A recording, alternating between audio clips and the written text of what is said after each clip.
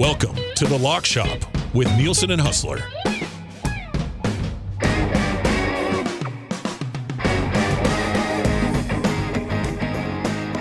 What is up, Lock Shoppers? Welcome to the Lock Shop live right here on Edmonton Sports Talk, your clear choice for Edmonton sports, presented by Play Alberta. Thanks to everyone for listening across the Edmonton Sports Talk audio streams, edmontonsportstalk.com, TuneIn, iHeartRadio, Apple Music. Thanks to those for watching on YouTube and those listening to this on podcast. Matt Owanick in for Dustin Nielson, who's out in, I guess that's Toronto, as the Argos are getting set to host the Montreal Alouettes in some CFL action. It's a double header today. I'll be followed by a big game between the BC Lions and the Calgary Stampeders.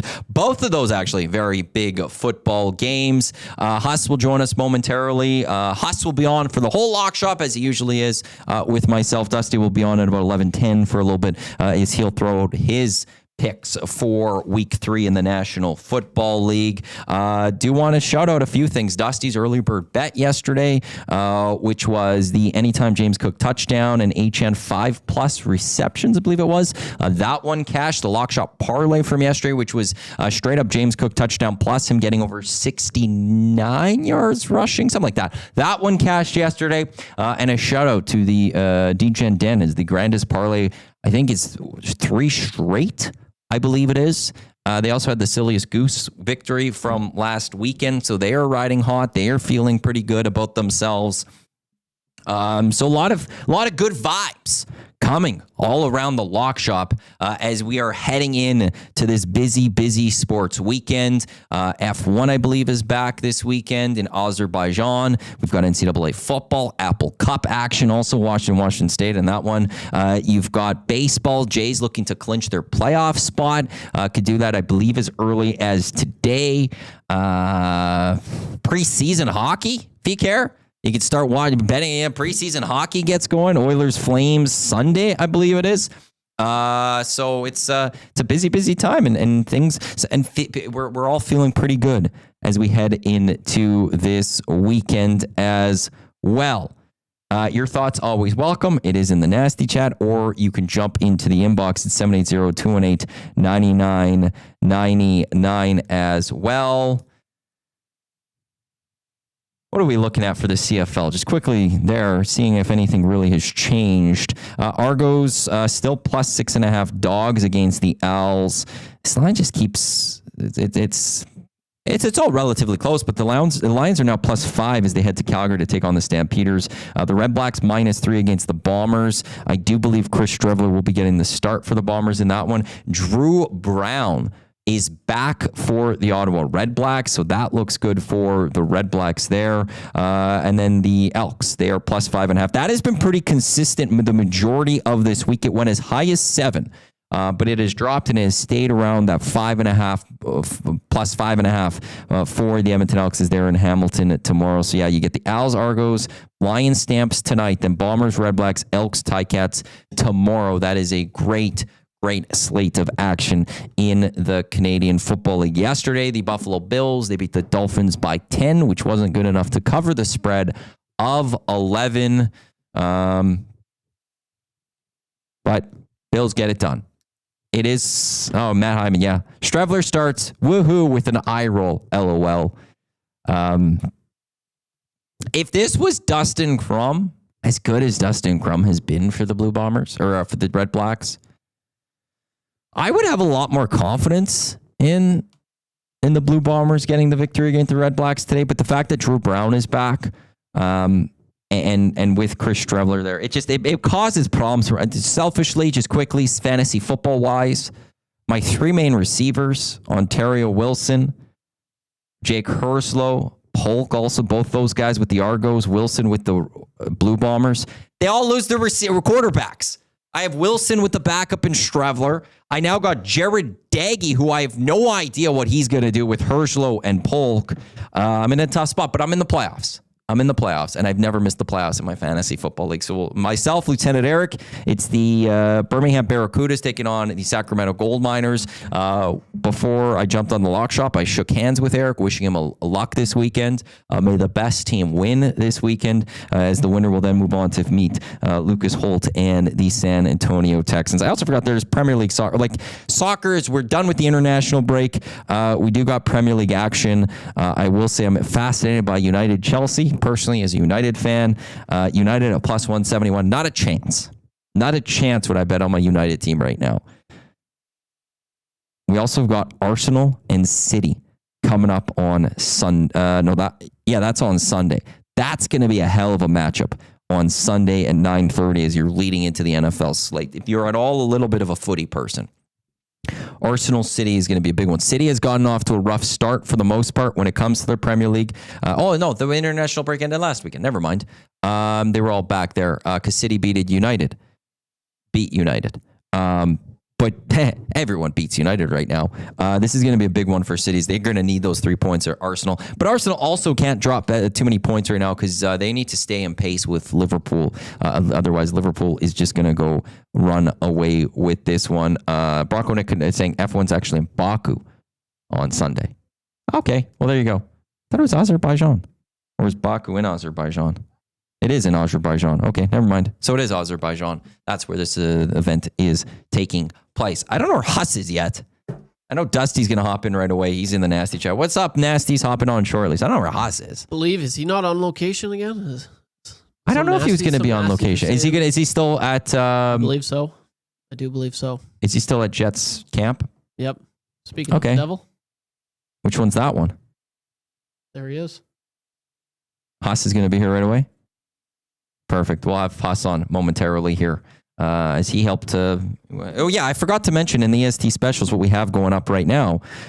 We have the CFL teaser that Huss and I built yesterday. That's plus 13.15. Argos plus 12.5. That game under as we bumped it up.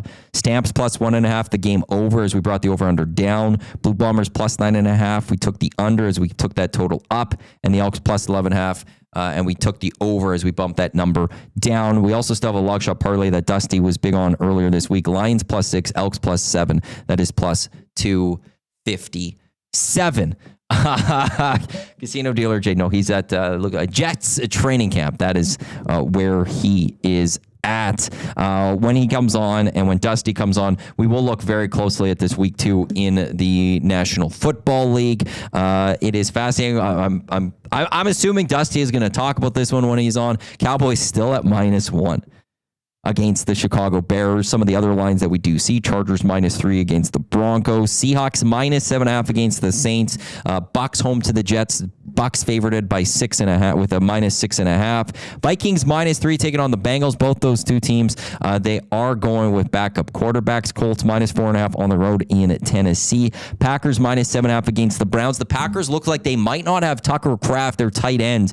He got banged up, nicked up in practice. I believe it was yesterday. There was a lot of reports that it was looking good. What I was seeing during the hangout with him is that it doesn't seem like it's going to be long term, but the status for this weekend is a little bit unknown. So if you have him in fantasy, just something to keep an eye on as we head into Sunday. The Steelers -2 against the Patriots. Falcons -4.5 on the road in Carolina. Eagles -3.5 home to the Rams. You got the Jags -1.5 home to the Texans. And then also just a few other games.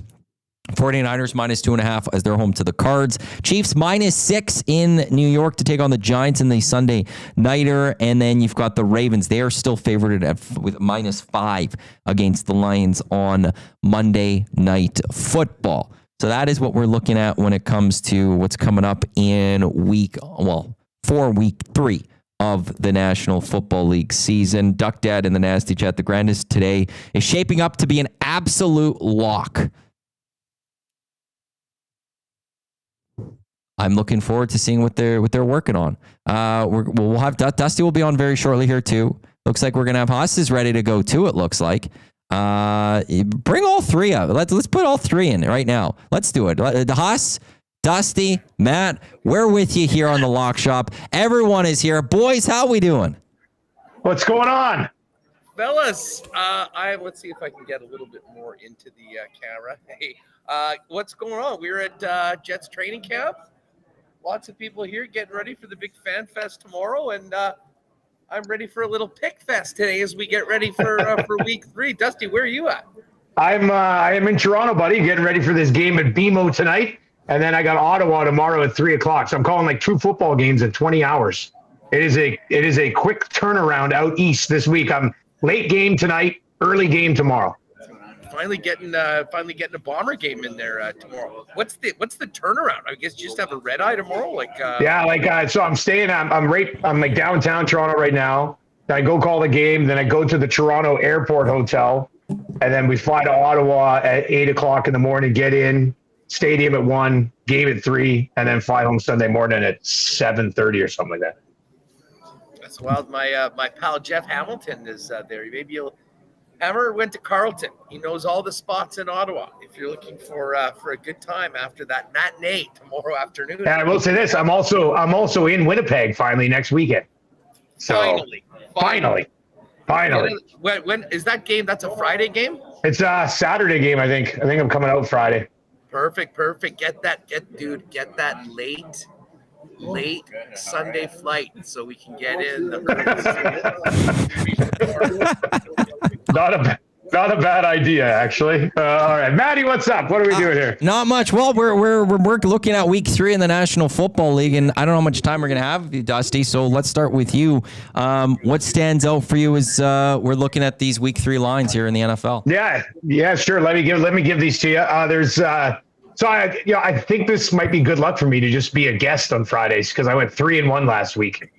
So I gotta keep this thing rolling. From now on, I'm gonna only hop on for 10 minutes on Fridays.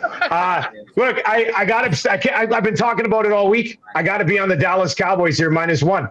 This is not like I love the Dallas Cowboys, but if you watch the Chicago Bears play so far this year, I'm sorry. I don't care where this game is played. I like the Dallas Cowboys. The Bears have at least 1, if not 2 injuries in their secondary. And look, I like Dallas against Philly. Obviously, last week, maybe you can question the competition, but have you watched Caleb Williams this year? The guy's been an absolute mess. Plus, I think the Chicago Bears allow the 6th most yards per game on the ground, and Javonte Williams has actually had a good start to the year. So in addition to Dak coming off a monster game, you've got a team that you can attack on the ground if you want. I feel like the Cowboys are going to hang 35 on the Bears, and the Bears might score 27 of their own, but it's not going to matter if the spread's only 1. So I like Dallas -1. I'll start there. I am going to go to the Atlanta Falcons at -4.5. Don't usually like being in this 4.5-ish range, but Bryce Young has no protection. They were getting absolutely smoked by the Cardinals last week and basically scored a bunch of garbage fourth quarter time. So what's interesting about the Falcons is that, and this is, I don't think they're doing this because they don't trust Penix, but they are running the ball over 50% of the time. So I think they're going to be able to control this game. I like the 4.5. I think, if this one doesn't hit, it's probably because Carolina gets some garbage points once again. So I do like Atlanta -4.5. I got another 4.5 actually too, and that's going to be the Colts. The Tennessee Titans, and look, I know, Cam Ward's going to win a game at some point. I get it. But the Tennessee Titans have allowed over 300 yards rushing in their first 2 games. Now they take on Jonathan Taylor. Tell me how that's going to go. Tell me that the Colts aren't going to be able to run the ball all over the Titans. So are the Colts as good as 2-0 would make you believe? I don't know. But they're playing the Titans. They should be able to control the game on the ground if they want. And Danny Dimes has been chucking it so far this year. So I like the Colts -4.5. And then this is a bigger number 2. Don't necessarily like the hook. We'll probably move it if I play it straight up. And you could say, the Saints are eventually going to win a game. But against a Mike McDonald defense in Seattle that hasn't allowed more than 17 points in each of their first 2 games, I don't see how the Saints are going to score more than 17. I don't know how the Saints are going to score 14 in this game. So I am actually going to take the Seahawks -7.5 at home here against the Saints. And then the other one, this is a strong lean because of the number right now, but I don't hate the Rams at +3.5. The Eagles have won 2 games, total 7 points, play close football games. The Rams actually probably gave them the best test they had in the playoffs last year. I think they only lost by 4 or something like that, or 6. So I don't hate the Rams either at plus 3.5, but I'll go Dallas minus 1.5, Falcons minus 4.5, Colts minus 4.5, Seattle minus 7.5, and maybe a little sprinkle on the Rams there as well.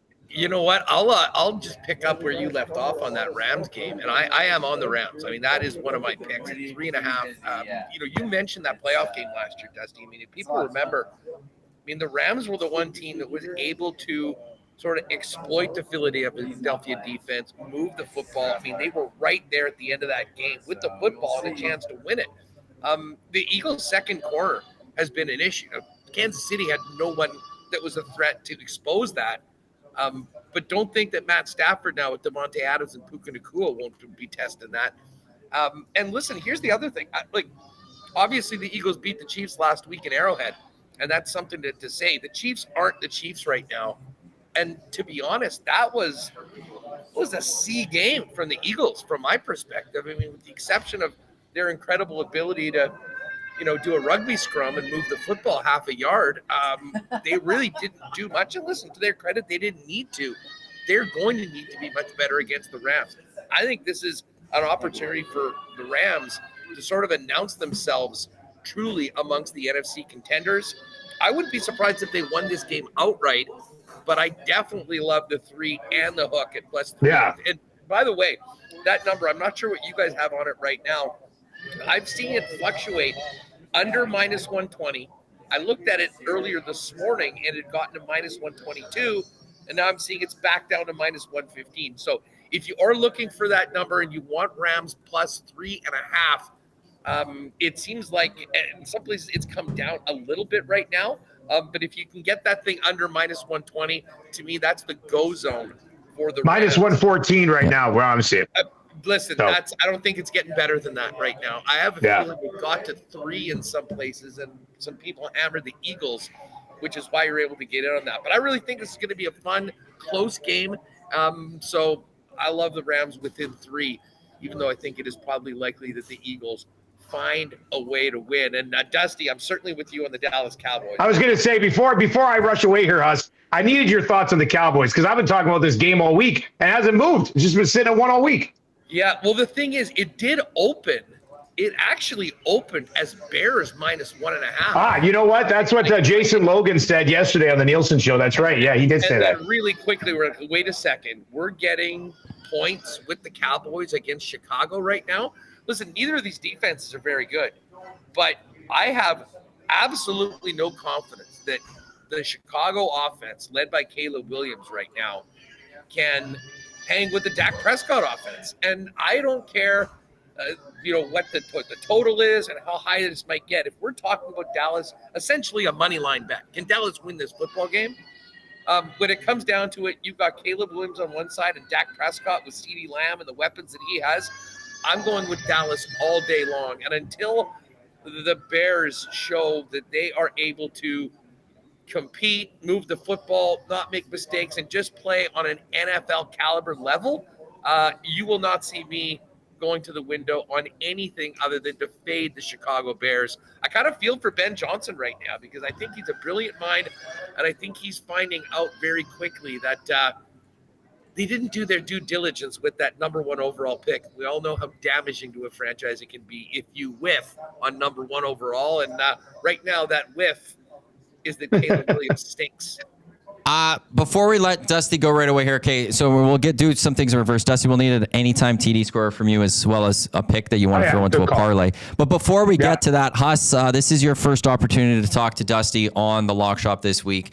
Back on Monday, a lot of slander from Dusty in regards to the Kansas City Chiefs. He's already declared that there's no shot of the Super Bowl for the KC Chiefs. He's already written them off completely. I can't believe you're doing this to me, Matty. I said that I believe that the Kansas City Chiefs, you don't bet on against them because it's not January yet. How would you care to respond to Dusty on this? My friend Dustin suffers from some memory issues, as in living in the moment and not remember, the last 7 years when they were in the AFC Championship game, 5 Super Bowls and all that. But let's just go back to last year.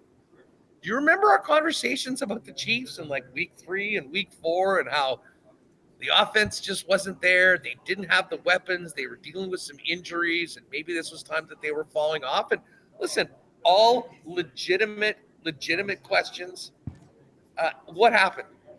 They found a way. They went on the road. They beat the Buffalo Bills, and they went to the Super Bowl, albeit got smashed by the Eagles. But that notwithstanding, like, let's see what the Chiefs look like in Week 8 when Rashee Rice is back, when Xavier Worthy is back. I think it is safe to say that they will be a very, very different team. Now, listen, there's some things they need to do better. Defensive side of the football, I think, needs to step up somewhat, although they've been good against the run. I mean, the Eagles never really had to throw the football, and they haven't, and that's something that we're going to see them tested, I think, against the Rams. But were it not for Harrison Butker missing a field goal and Travis Kelce not only not catching a ball, but turning it into a interception on the goal line, Chiefs probably win that game, which is part of the reason why I like the Rams this week. But I will say to Dusty and everybody else out there, write off the Chiefs at your own risk and peril. And if history can tell you anything, it's do not write the Chiefs off after 2 weeks. And if anything, like Patrick Mahomes said, this 0-2 start, to his mind, is a chance to show what they are about. For us, it's a chance to get them at a much better number than was there a week or 2 weeks ago. I think they're now 14-1 for the Super Bowl after opening at 8. They're 0-2. They got to get this win. They got Baltimore next week. That's going to be really tough. But if they can get through this period without Rashee Rice at 3-3, 4-3, they'll be right there in the mix. And here's the other thing. I'll get your guys' take on this. I'm sure you watched the game. Like, I mean, who are the big boys in the AFC right now? The Ravens? The Ravens are still the Ravens. We saw that in week 1, and we know what happens when they play big games against 15 in the playoffs. And the Bills, listen, I love the Bills. I think they are a very complete team. But, man, you saw, like, yesterday, they were fortunate in that football game. I mean, if 92 doesn't make it absolutely, and I know he was trying to make a play, but a boneheaded error running in and roughing the punter, Tua was getting the ball back tied in the fourth quarter. So, listen, raise the banner for the Chargers right now. Week 2 champions of the AFC West. Tell everybody that the Super Bowl is coming back to Buffalo. I'm here to remind you all that this is a long, long season, and I will put a lot more into 7 years of greatness than 2 tough weeks to start the season against very good teams where they ended up on the wrong side of it. I'm still optimistic. Will they get the 1 seed? No. But I think the AFC West is still very much up for grabs. And, hey, as I said, it's an opportunity. It's a buy low time on the Chiefs right now. First of all, let me say this, Matty, greasy move, bringing this up when you know I got to get out. How's it going to choke on his Diet Pepsi?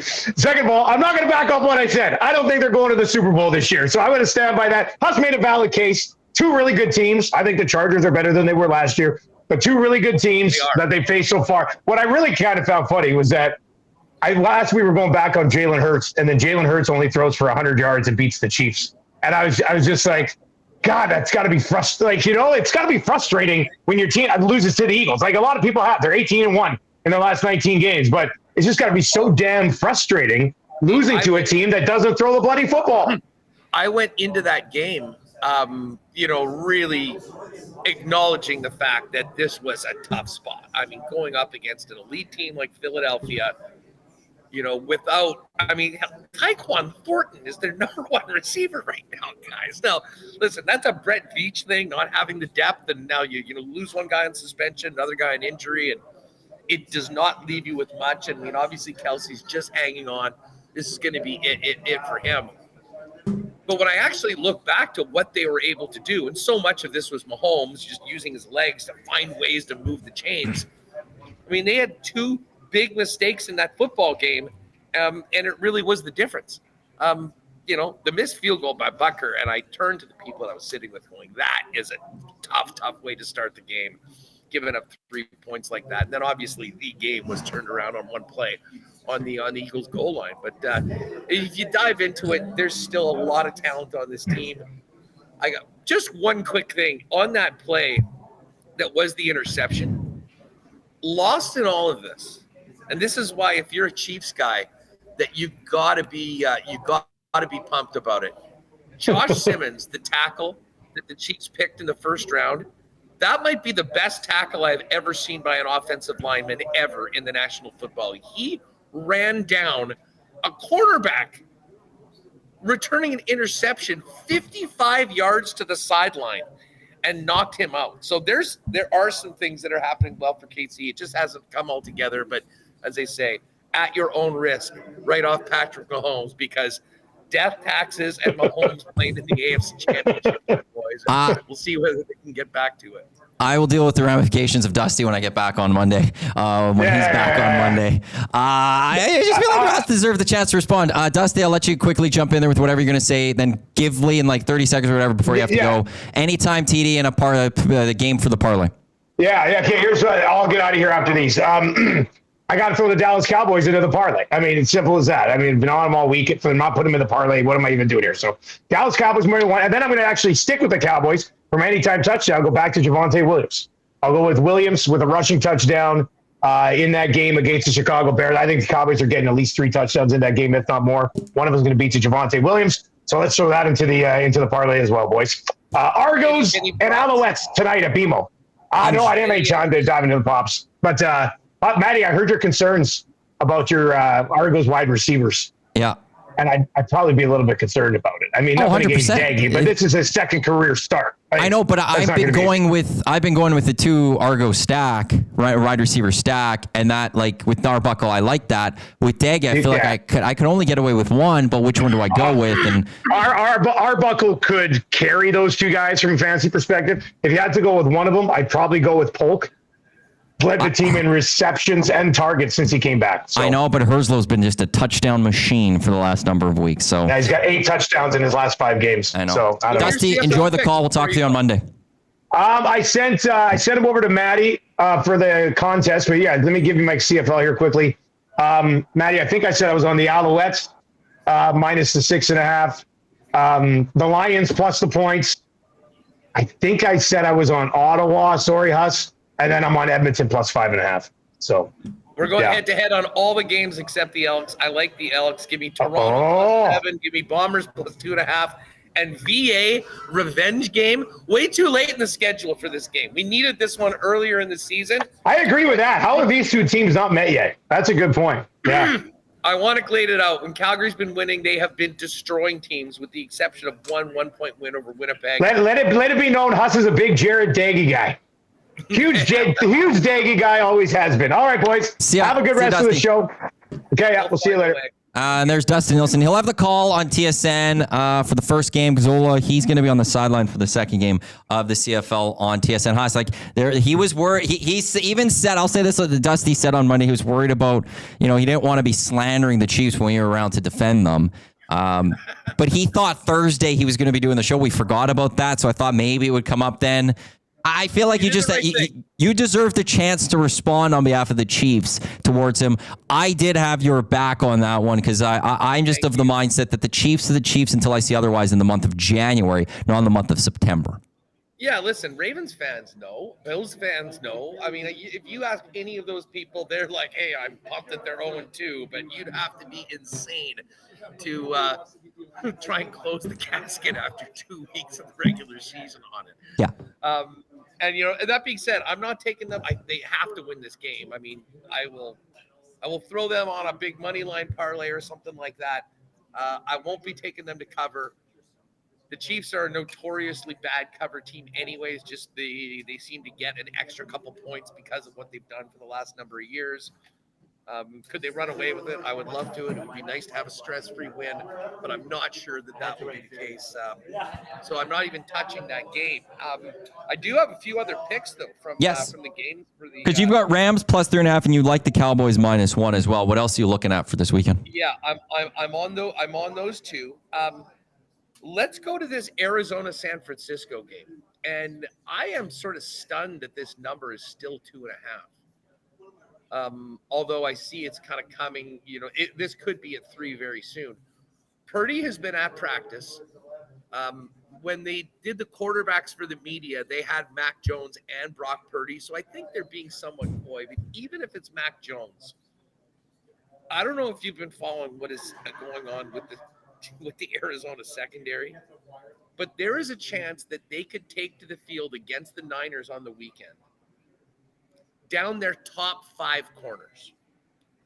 So essentially, like Jawan Johnson is going to be covered potentially by a guy that was, working the smoker at Eddie's barbecue last weekend, and a guy on the other side that was probably driving an Uber on Tuesday night. I mean, they are literally picking guys off the streets to handle it. And I have full faith in Kyle Shanahan and his offense, knowing that you're playing an opponent in that situation, being able to identify and expose real weaknesses in personnel on that side. I mean, this is a home game for the Niners, and we're basically talking about a 2.5 or even 3-point spread that would be the case. Now, listen, I know Arizona has got a couple wins. Did we forget who they played? I mean, it's not like they've been going up against world beaters right now. So nice start for the Cardinals. I'm not buying it as of yet. I think that the Niners find a way to win this game, and the 2.5 does not scare me. So I'm in on San Francisco. Now, another game that I like, and I admittedly I went back and forth on this, Matt. Maybe the most interesting game of the week, for unfortunate reasons, is Minnesota-Cincinnati. Yeah. We've got Minnesota as 3-point favorites. And my read on this is that the books just don't really know how to price this game now that we've gone from what was supposed to be a Joe Burrow, J.J. McCarthy matchup to Jake Browning versus the Wentz wagon, Carson Wentz. Now, I love KOC. I think the Vikings have done a great job early on, building up this team around their rookie quarterback. But considering it was a rookie quarterback, I cannot say enough how much of a mistake I think it was that they didn't do anything about the backup quarterback throughout training camp. They had Sam Howell. They traded him and then essentially gave Carson Wentz the veteran respect of a guy, you're just coming in to hold a clipboard. We'll sign you at the end of training camp. Well, now it's week 3. The guy's barely been with the team or taken any reps, and he's got to lead you into a game against the Cincinnati Bengals. Fortunately for the Vikings, they're down Joe Burrow. And listen, Browning's been able to move the football. He also threw 3 picks last week. And for me, when I break this game down, 2 things that I love. Number 1, Jordan Mason on the ground. And this is my favorite prop of the week, Mason over 77.5, and you can get that up into the 80s, even at plus money. KOC said himself, we could not be more excited to see Jordan Mason as a bell cow running back. Expect him to get probably 20-plus carries in this game. I think he gets in the end zone. I think he hits the over on the touchdowns, and I think they should be able to do a pretty good job of controlling games on the ground. And listen, I've got a lot of respect for the Minnesota defense, a respect that I don't have for Cincinnati. So all things being equal, 2 backup quarterbacks on both sides. I think the Minnesota Vikings are just a much better team. They're at home. I think their coach is far, far better than the guy on the other side. So even though it looks like a bit of an ugly situation for Minnesota and Carson Wentz is your starting quarterback, I'm taking Minnesota. So those are the 4 picks that I like the most. We'll leave out the Monday Nighter, which, by the way, your Ravens right now are 4.5-point favorites over Detroit, because we'll dive into that on the program.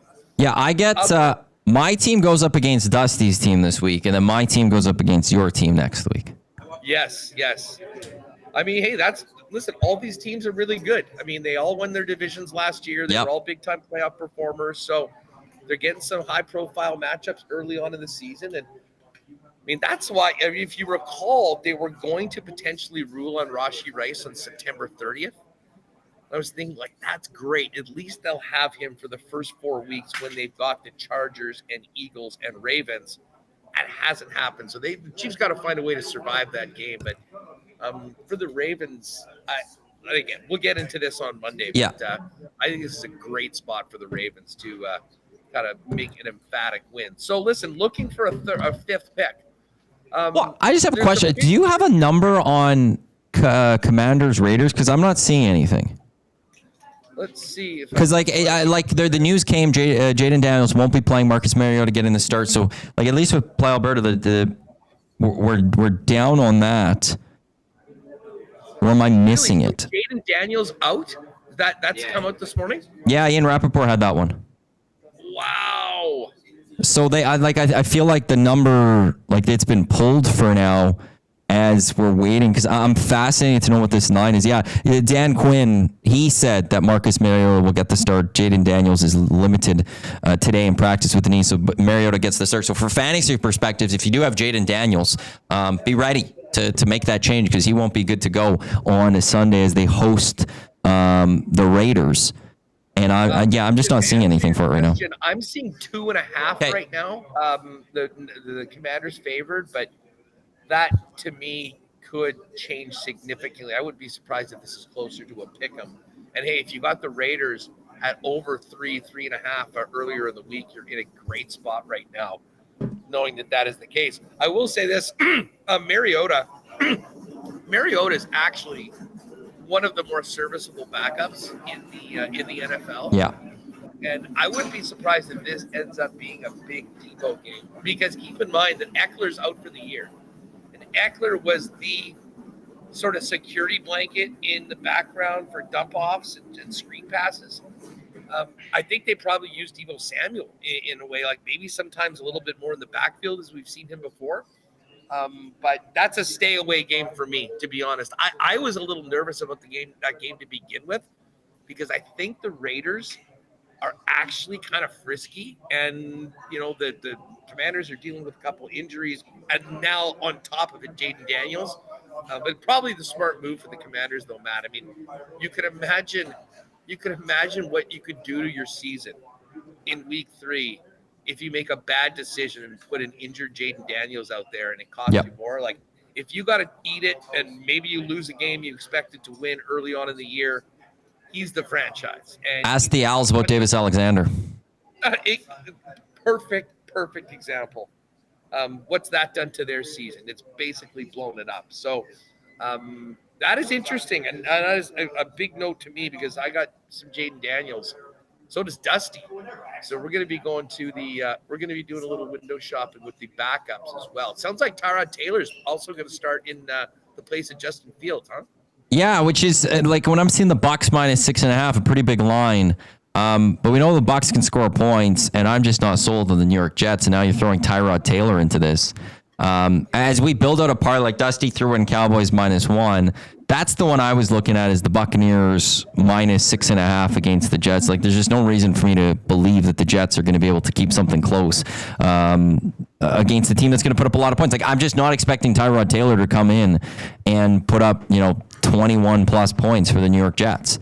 So he historically has been a covering machine. Now, the guy's been all over the place. I mean, I don't think you can say, because he covered with the Ravens 4 years ago, that means he's going to take this Jets team and go in and beat Tampa. Interesting thing about Tampa, and why I think this game is still under a touchdown, is just the way that they've won these games. I mean, Baker's been like a late hero in both of them. But they've had to sort of find ways to win. That being said, even on the short week, coming back, I'm with you. And we've seen some favorites. I think favorites are 18-14 against the spread so far this year. So, in the teams that have been in this sort of situation have, for the most part, successfully covered those numbers. And listen, I don't have an issue with Tampa on that one at -6.5. And I guess with Dallas, we're essentially making a money line play for that. Dallas was where I started my card. As I say, I mean, I'm in on the Niners if we want to go there. I don't think we should put the Vikings. I mean, that game is a fun game to bet and watch, but I don't think it should be riding on any parlays, to be perfectly honest with you. And listen, as long as the Niners are up with the 2.5 over the Cardinals, I probably like that one the best. So yeah, we could do Cowboys. Do we just go straight money line, or do we keep it to -1? I would say money line, because I mean, like at -1, if it's a push, yeah, You're going to have to get it one way or the other. So, yeah, Cowboys money line. Bucks -6.5. 49ers -2.5. We'll get that boosted. That could be a nice little parlay that we've built for the lock shop today. What about just a little money line action? Like, who do we like here? We took the Cowboys. We took the 49ers. Who do you like in the Denver Charger game? Well, I was going to want to ask you about that because it's fascinating that we have, I know it's week 3, but it's the AFC West. We got a battle of the AFC West for top spot, and it's not involving the Kansas City Chiefs. It is the Chargers. It is the Broncos. Chargers -3 in this one. I don't know what to make of these Broncos team. This was supposed to be a team that was coming out and going to be take that next, even a further step forward. They had a really good season last year. That step forward this season. But the Colts come to town and even though they missed, or the Colts at home, even though they missed the field goal, they ultimately get the penalty. They get the chance to win it, but they knock down the Broncos. I don't know what to make of the Broncos right now. What was their first game that they played this season? Who did they beat week 1? It was the Titans, and it was only 2012. Like, it wasn't this game that you were expecting them going against the rookie quarterback in Cam Ward. And the Chargers have to be feeling... I don't know actually how the Chargers would be feeling about themselves. The Raiders game, it wasn't anything. It wasn't a great football game we saw on Monday. But they did have the win against the Chiefs in week 1. I'm a Jim Harbaugh fan. I do like the way Justin Herbert's slinging the ball right now. I would lean more on a money line with the Chargers just outright. I don't know, like the 3. I could see this being... Yeah, I would take bring that down to a Chargers 2.5. Yeah, or no, like just this is a Chargers. 3.5. 2.5. I'm seeing 2.5 right now is basically, where that line is right now. But anyways, yeah, Charger. I mean, if we're just talking about just straight up to win this game, I think that is where we want to go. If we want to put a big one together, you got the Colts at -208. Don't mind that. And then one game that we haven't really talked about. Steelers, Patriots. Patriots as a home dog. You know what? Considering I need a 5th pick because I had my main 4, let's go with that. The Steelers are so on my bleep list after what happened last week.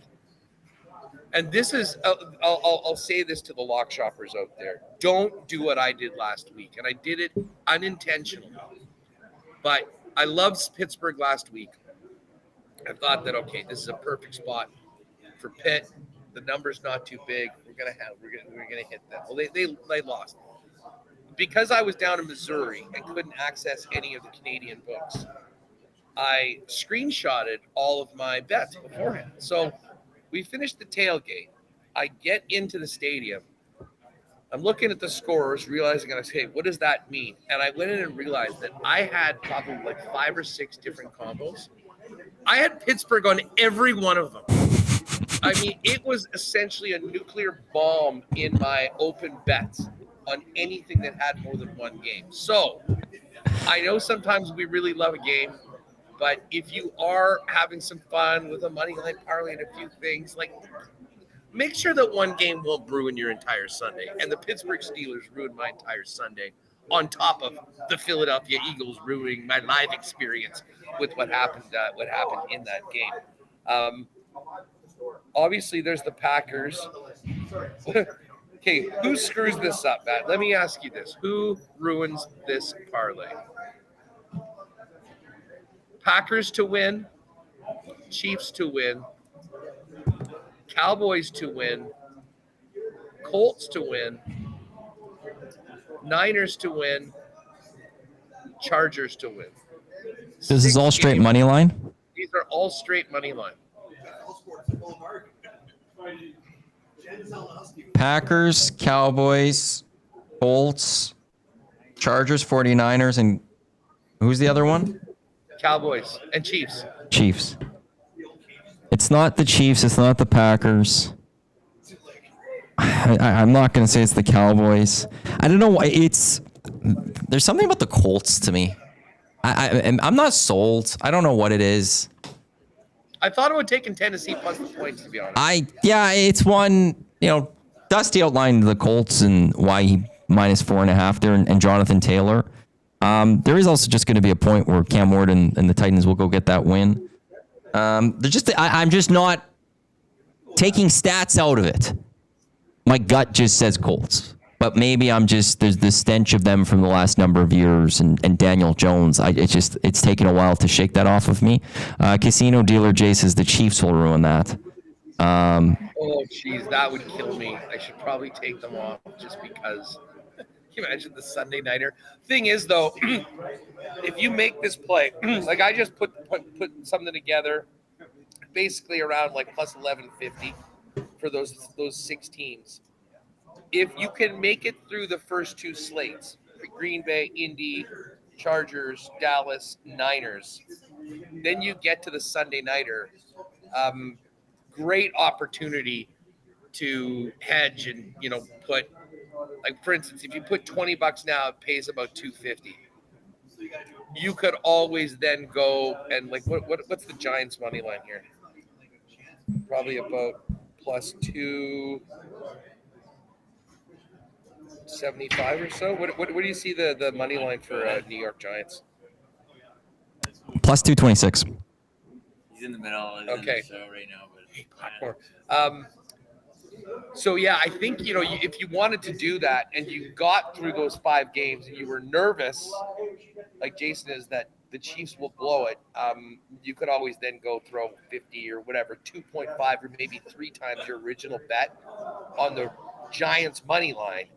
And then, you're guaranteed of either winning, it essentially would be a $70 bet to win the 250. Or if that does blow up on you, you got 50 on the Giants at plus 225, 250 or whatever it is, and you're getting a good number. So anyways, it's always fun sometimes to just run with one of those money line parlays. Although, who was telling me? I think Jake was telling me that if you go back, Matt, over the last number of years, week 3, and this is a good thing for people when they're doing their survivor picks this week. Week 3, for a number of years, has had a favorite of 6 or more points, I believe, lose outright.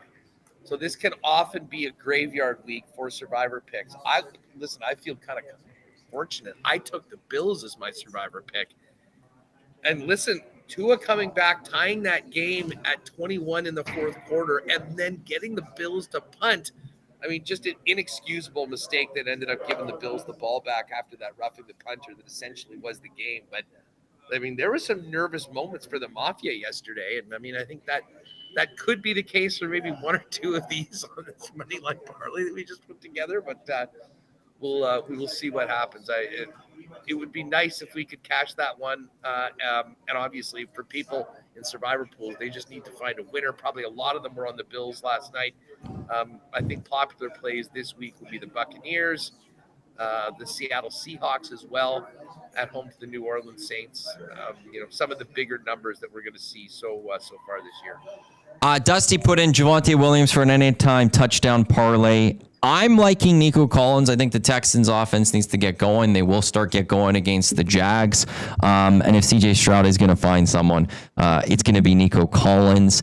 If you want, who do you want to throw into an anytime touchdown parlay here? Jordan Mason, Minnesota Vikings. And I love him to get into the end zone. And I love his rushing prop this week. As I mentioned, I think he gets over 20 carries in this game. Cincy's defense is ugly. I saw the number this morning. I think I bet it at 77.5 or so.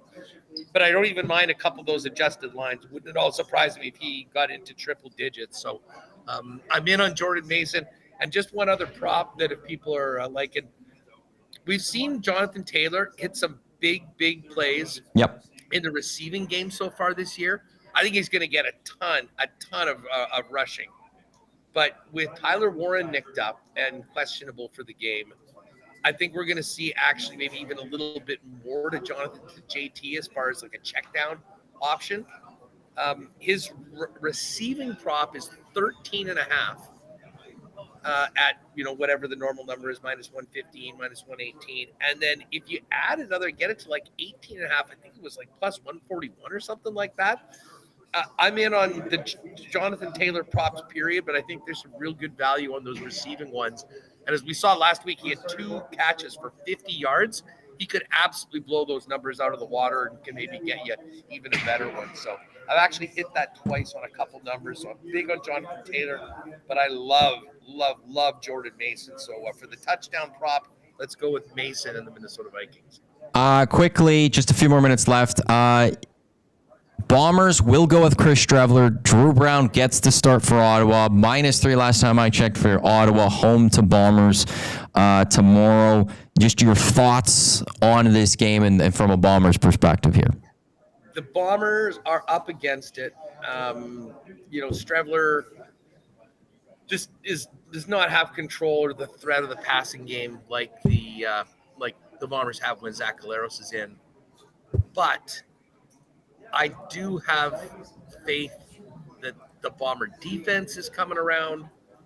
The bottom line is if they can just not turn the football over, the interceptions, I think they got 22 on the season right now. Streveler can just take care of the football. They'll be able to run. We'll see a lot of Brady Oliveira. I don't rule out the possibility of the Bombers pulling off an upset. That being said, I think there's a reason why they are underdogs. Certainly, Ottawa is a desperate team with their quarterback coming back. My heart says Bombers, but I think my brain says Red Blacks. Haas, what's coming up on WST? We're going to be all over Winnipeg Jet training camp. Sean Reynolds of Sportsnet's going to jump on with us. Our pal Murata Tesh of The Athletic. We will go out to Ottawa. The Hammer will tee up the latest on Bombers, Red Blacks for tomorrow. Hacksaw is going to come by, and we'll have a bit of a preview on what Jet fans can expect tomorrow when we're out here for a special show at the Jet Fan Fest out at the Hockey for All Center. So going to be a fun one, packed with guests. We'll Marvel race around 3 p.m., so jump on. And in the meantime, Maddie, good luck with the picks, and enjoy your weekend because you don't have the stress of your team playing until Monday night. So it's always a little more stress-free where you can just focus in on your picks and everything else and then lock in on your team. I'll be doing that on Sunday night. Marble's also coming up. Haas, enjoy that. Enjoy the weekend. And Dusty, we'll talk with you on Monday. Take it easy, dude. Thank you. There's Haas, him, and Remus coming up. WST, that's happening just after noon. Coming up noon right here on Edmonton Sports Talk. We will have the Oil Stream, Tommy and Hernan. We've got EST afternoons. We've got the Reed Wilkins Show all until 6 o'clock, and then the Green and Gold Kickoff Show tomorrow. 4 o'clock, myself, Jay Milne, will get you set for Elks Ticats. As well, we'll have the post-game show for you right here on Edmonton Sports Talk. Your clear choice for Edmonton Sports. So the two parlays we'll throw up from the Lock Shop. They'll be at EST Specials. Nico Collins, Javonte Williams, and Jordan Mason. Anytime touchdowns for all three of those. And then we got Cowboys. Dusty threw -1, so I'll just throw it up as -1. Bucks -6.5. San Francisco -2.5. We'll throw that into the parlay that we'll have for the Lock Shop parlay for today. I see Big Ukes text to me, so I'll look at that and send that to the people of Play Alberta as soon as I'm done here on the Lock Shop. As the grandest parlay looking for 4 straight, and the silliest goose parlay looking for 2 straight from the D-Gen Den. I'd like to thank everyone for tuning in to the Lock Shop presented by Play Alberta. Reminder, promo codes with Lock Shop, EST Sports, YUG50, deposit 50, get a free $50 sports bet. Coming up next, it is the Oil Stream. Enjoy your weekend. Enjoy the rest of your Friday. I will talk with you, Jay, tomorrow on behalf of Dusty. Haas, I am Matt. Have a good one. Oil Stream, a few minutes. Don't go anywhere.